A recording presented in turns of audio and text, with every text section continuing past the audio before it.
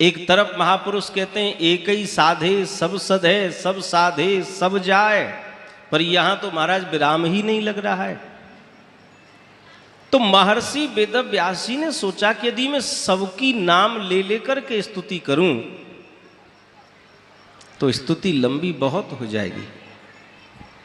गोस्वामी तुलसीदास जी ने रामायण में जो वंदना की है, रामचरितमानस में सबका नाम लेकर के वंदना की।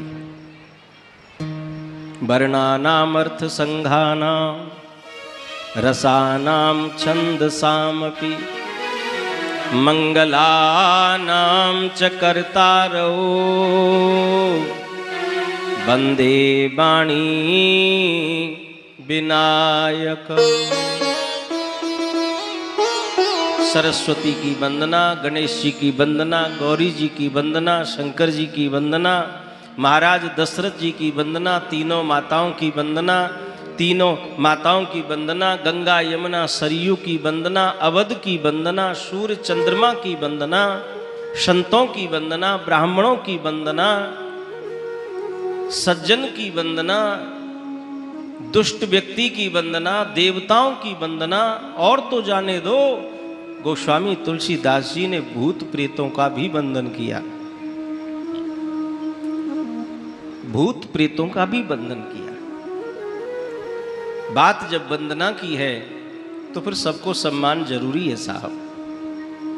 एक निवेदन आपसे करूं, शास्त्रों में महापुरुषों ने लिखा है कि अपना काम यदि बनाना हो, कोई भी कार्य यदि सिद्ध करना हो, तो दुर्जनम प्रथमम वंदे सज्जनम तदनम तनम। ये सूत्र कहता है कि कार्य यदि सिद्ध करना है तो दुर्जन को प्रणाम पहले करो, सज्जन को भले ही बाद में। दुर्जन का अर्थ है जिसमें सज्जनता नहीं है। क्या? दुर्जन का अर्थ है जिसमें सज्जनता नहीं है, जिसमें मानवता नहीं है, जिसे बोलने का ढंग नहीं है। ऐसे व्यक्ति को यदि नमन बंदन करने पर यदि हमारा काम सिद्ध हो रहा हो तो शास्त्र कहता है दुर्जनम प्रथमम वंदे। ऐसे दुर्जन व्यक्ति को पहले प्रणाम करो। भैया हम तो करें तो को प्रणाम, भाई हमारे ऊपर रख मेहरबानी, भैया आशीर्वाद रख, तू शांत रहे। और एक और बात है, सज्जन व्यक्ति को आप प्रणाम करो मत करो, वो बेचारा राजी रहता है, उसे किसी के प्रणाम की और आदर सम्मान की जरूरत नहीं, क्योंकि वो सज्जन है। सज्जन व्यक्ति मान सम्मान इसके चक्कर में नहीं पड़ता। सज्जन को प्रणाम करो न करो अलग विषय है, पर आपके प्रणाम करने से कोई दुर्जन व्यक्ति यदि शांत है तो इसमें आप भगवान की कृपा ही समझना। नहीं तो दुर्जन व्यक्ति को प्रणाम करो तो भी वो मानता नहीं है, वो और बिगड़ जाता है, क्योंकि उसे सम्मान मिल गया ना, तो सम्मान पचाना बड़ी टेढ़ी बात है साहब। भूत प्रेतों का बंधन गोस्वामी जी इसलिए कर रहे हैं कि ये मेरे इस धर्म कार्य में, जिस ग्रंथ की मैं रचना करने जा रहा हूं, उसमें ये जो है कोई संकट खड़ा ना कर दें, कोई तकलीफ पैदा ना कर दें। तो महर्षि वेदव्यास भगवान भी ये सोच रहे हैं कि प्रणाम करूं तो किसको करूं, किसे प्रणाम करूं। तो मन में विचार आया कि मैं कुछ ऐसा करूं, प्रणाम भी हो जाए, स्तुति भी हो जाए, स्तुति ज्यादा लंबी भी ना हो, और कोई भी देवी या देवता छूटे भी नहीं। तो ध्यान देंगे, महर्षि वेदव्यास जी ने जो स्तुति करी भागवत जी के प्रारंभ में, वो केवल और केवल सत्य की वंदना की। किसी देवी का नाम नहीं लिया, किसी देवता का नाम नहीं लिया, केवल सत्य को वंदन किया।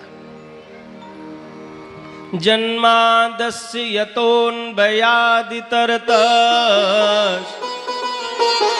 चार्थे सुविज्ञस्वरा तेने ब्रह्म हृदयाय आदि कवये मुह्यन्ति यत् सूरयो तेजो वारिमृदां यथा विनिमयो यत्र त्रिसर्गो मृषा धाम्ना स्वेन सदा निरस्तकुहकम् सत्यं परं धीमहि सत्यं परं धीमहि सत्यं परं धीमहि। आहा, केवल सत्य को प्रणाम किया। ध्यान दीजिए, केवल सत्य का वंदन किया। यतः परमात्मनः सकाशात् अस्य विश्वस्य जन्मादिर्भवति। जिस परमात्मा की इच्छा मात्र से ये दुनिया बनती है, पालित होती है और बिगड़ जाती है। जो साक्षात स्वराट है, स्वैनैव राजते इति स्वराट, माया और माया के कार्यों से जो सर्वथा परे है, संसार में रहकर भी जो संसार से पृथक है और पृथक रहते हुए भी जो संसार में सर्वत्र विद्यमान है, उस परम सत्य को महर्षि वेदव्यास जी कहते हैं, मैं प्रणाम करता हूं। केवल सत्य को प्रणाम किया। सज्जनों, सत्य को वंदन करके, सत्य को प्रणाम करके शायद महर्षि वेदव्यास जी हम सबको ये बताना चाहते हैं कि सत्य ही नारायण है और नारायण ही सत्य है। सत्य में और नारायण में तनिक भी अंतर नहीं है। नारायण सत्य और सत्य नारायण। तो हम सबको ये अपनाना चाहिए। हमारे जीवन का ये लक्ष्य बनना चाहिए कि जीवन में जितना बन सके अपन सत्य ज्यादा बोलें, सत्य बोलने की आदत डालें। सत्य बहुत बड़ी चीज है साहब। मंदिर आप दिन में 2 बार जाते हो, प्राय लोग जाते ही हैं। कोई सुबह जाता है तो कोई शाम को जाता है, तो कोई दोनों समय सुबह शाम जाता है। हम कहते हैं मंदिर आप 2 बार नहीं 4 बार जाओ, 4 बार नहीं 1000 बार जाओ, 1000 बार नहीं मंदिर आप 12 बार जाओ। पर मंदिर जाने से पहले एक बात अपने मन में जरूर बिठा के जाओ कि मंदिर जाना मेरा सफल तभी है जब मैं सत्य बोलता हूं। यदि मैं सत्य बोलता हूं तो ही भगवान मेरे मत्था टेकने को स्वीकार करेंगे। जो भी मैं भगवान के चरणों में जो कुछ चढ़ा रहा हूं, भगवान उसे स्वीकारेंगे ही तब जब हम सत्य बोलते होंगे। दिन भर झूठ हाकें और मंदिर में जाके प्रणाम करें तो क्या ठाकुर जी नहीं जानता? वो अंतर्यामी है भैया। हमारे भीतर क्या चल रहा है ये भली भांति जानता है, उससे कुछ नहीं छुपा। सत्य बोलिए। सत्य से बड़ा कोई धर्म होता है क्या? कोई धर्म नहीं होता। धर्म न दूसर सत्य समाना, आगम निगम पुराण बखाना। सत्य से ऊंचा कोई धर्म होता ही नहीं है साहब। और नहीं असत्यात परो धर्मा, असत्य से बढ़कर के कोई अधर्म नहीं और सत्य से ऊंचा कोई धर्म नहीं। इसलिए जीवन में जितना बन सके अपन सत्य बोलिए।